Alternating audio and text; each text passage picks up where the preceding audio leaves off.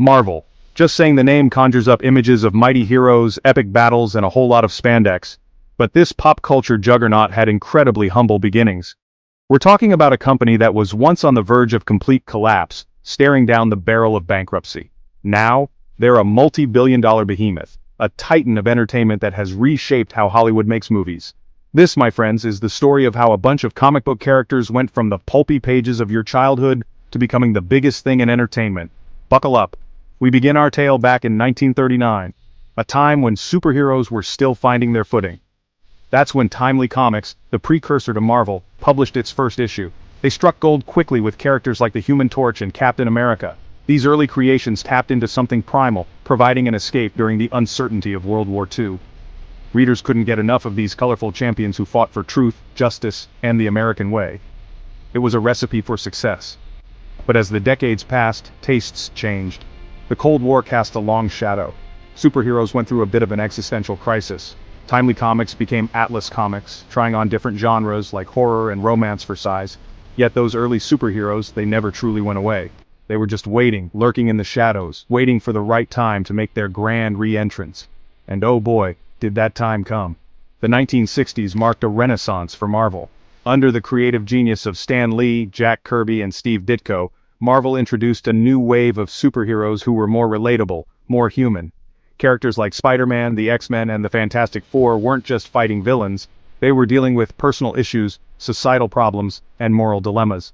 This new approach resonated deeply with readers, making Marvel a household name. However, the journey wasn't always smooth. The 1990s brought financial turmoil. Marvel filed for bankruptcy in 1996, a dark period that saw the company struggling to stay afloat. But even in the darkest times, the spirit of Marvel's characters shone through. They were fighters, survivors, much like the company itself. The turn of the millennium brought new hope. Marvel began to rebuild, focusing on its core strength, storytelling. The launch of Marvel Studios in 2008 with Iron Man was a game-changer. It was the dawn of the Marvel Cinematic Universe, a meticulously planned series of interconnected films that would dominate the box office for years to come. Today, Marvel is not just a comic book company, it's a cultural phenomenon. From blockbuster movies to TV shows, merchandise, and theme park attractions, Marvel's influence is everywhere. It's a testament to the power of storytelling and the enduring appeal of its characters. So the next time you watch a Marvel movie or pick up a comic book, remember the journey. From the brink of bankruptcy to the pinnacle of success, Marvel's story is one of resilience, creativity, and the unyielding belief that heroes can come from the most unexpected places. This, my friends, is the Marvel Metamorphosis, a tale of transformation, triumph, and the timeless power of imagination. And it's far from over. The Marvel Universe continues to expand, bringing new stories, new heroes, and new adventures to fans around the world. So stay tuned, because the best is yet to come. Fast forward to the 1960s.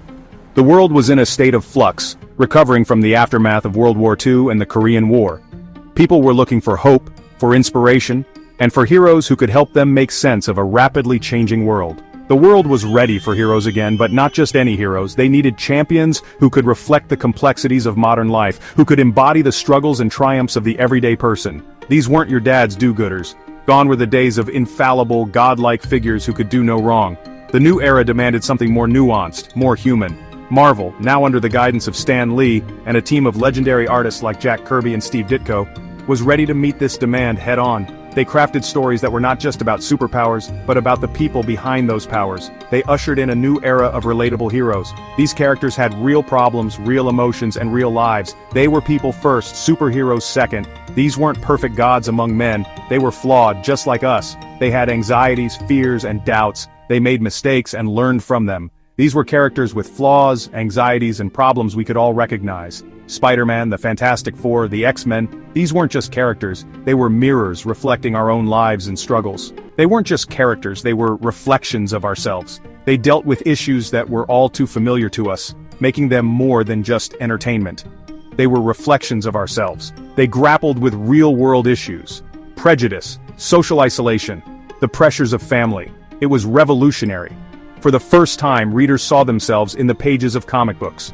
They grappled with real-world issues, prejudice, social isolation, the pressures of family. It was revolutionary, and readers ate it up.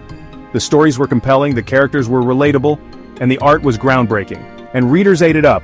Marvel's sales soared, and the company became a cultural phenomenon. But what goes up must come down. The 90s brought a different kind of challenge. The comic book industry was in a bubble, fueled by speculation and gimmicky covers. The 90s, a time of grunge, dial-up internet, and some truly questionable fashion choices. It was also a time of great turmoil for Marvel, a time of grunge, dial-up internet, and some truly questionable fashion choices. The comic book industry was in a bubble, fueled by speculation and gimmicky covers. It was also a time of great turmoil for Marvel. The comic book industry was in a bubble, fueled by speculation and gimmicky covers. When that bubble burst, it burst hard. Marvel, saddled with debt and facing declining sales, was forced to file for bankruptcy in 1996. It was a dark time to be a fan, let me tell you. The company that had given us web-slinging teenagers and metal-clawed mutants was on the brink of oblivion.